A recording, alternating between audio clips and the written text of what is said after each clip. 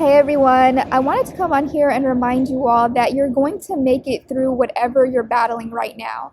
Whatever you're going through, whatever you're struggling with, if you could make it this far, you'll make it all the way. Just focus on whatever you've been doing right, which is whatever has allowed you to remain standing this far, that's allowed you to make it through another day. Keep building on that. It's so easy to allow our minds to fill up with everything that's going wrong around us, but you have to be doing something right to have made it through another day. Even if all you did was manage to regulate your nervous system, master your nervous system, even if all you did was speak positively to yourself and build yourself up inside, even if you spent the day healing, reconciling with yourself, checking in with yourself, this is not to be taken lightly. This is you cementing your foundation. Everything you build up from that point on will be built on sturdy ground. You won't be blown away by the slick comments that trigger you into losing it, because you spent days like today, days where people can't see you building anything on the outside because you're building on the inside.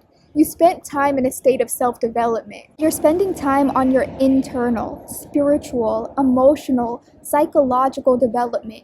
And while others may not be able to see a physical or external or financial or quantitative change, you know that a qualitative change has taken place in you, at the core of you, which you know is the most important. Because without first strengthening your spine, your mind, your heart, and your spirit, without doing that first, you're like Jell-O.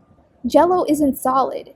And anything that isn't solid is weak. It's untenable, meaning it won't be able to protect itself against attack. And with where you're going from here, you'll only need to be stronger and wiser and more discerning than ever before. So keep working on your core. I know it won't be noticeable to those around you, but it'll be noticeable to those who try you. People may not see it, but they will feel it. They'll feel it when you don't even dignify their criticisms or their jabs with a response.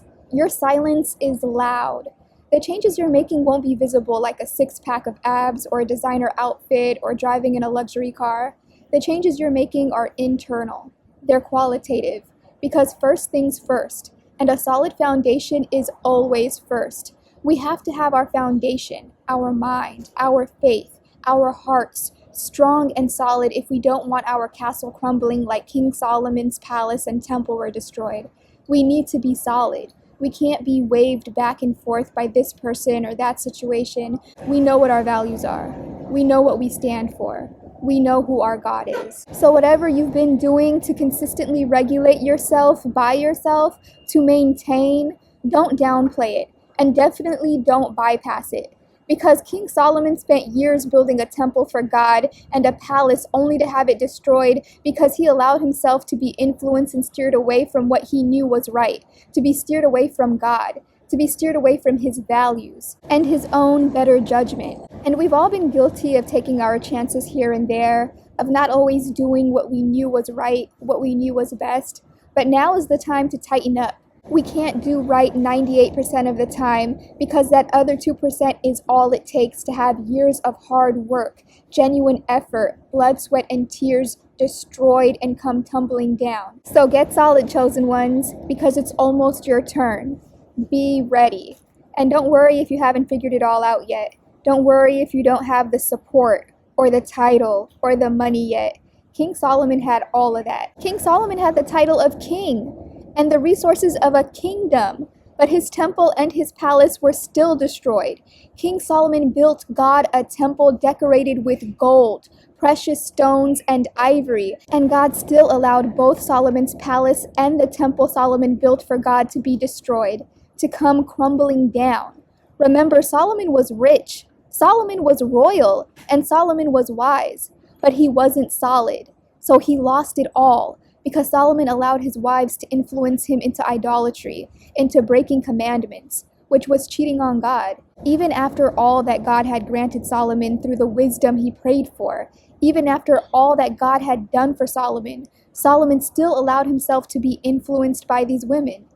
This is why we don't need to focus on the external right now. We can't put the carriage before the horse. So don't worry about the apparent lack of progress on the outside that others are only considering. Don't worry about the seemingly small movement you've made. You're working on the most important part. You're learning to check yourself. You're learning how to correct yourself. You're learning when to pause and break and when to recalibrate. You know what you're doing and you've been developing your confidence in that. You're ironing out your blueprint. And all of this essential prep work will ensure the build out will be smooth and sturdy. And that's the most important thing right now. So don't worry if your progress looks small or minor to the naked eye. You know what you're doing. And don't think your internal development goes unnoticed. Those who've made this journey before you know exactly what it takes. They know exactly what you're up to in that cocoon, and they know what's about to come out. I hope you take this message to heart and that it truly serves you. If you find my channel helpful, I hope you'll subscribe and turn on your notifications so you don't miss a message. I post daily, so I'll be back on here soon with a new message. In the meantime, keep your heads up, chosen ones, and stay prayed up because God wants to hear from you. I love you all, and I'll talk to you all soon. Bye.